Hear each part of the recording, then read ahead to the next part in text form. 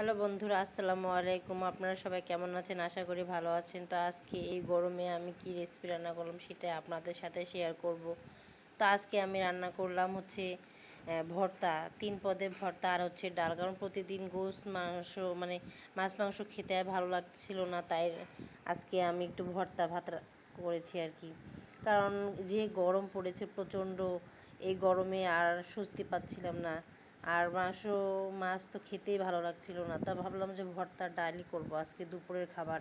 আর দুপুরে কিন্তু মাছ মাংস মানে না থাকলেই হয়, ভর্তা ভাতি দিয়ে ভালো ভাত খাওয়া যায়, কিন্তু রাতে আবার ভালো মন্দই খেতে হয়।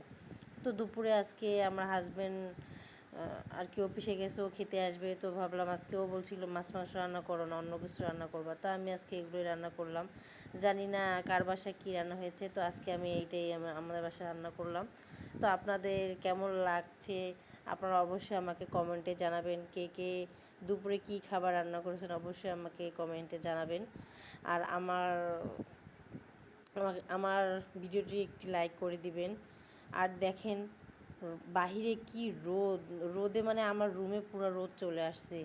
আমি তো নিচেই শুয়ে থাকতে পারতেছি না, এত প্রচণ্ড রোদ।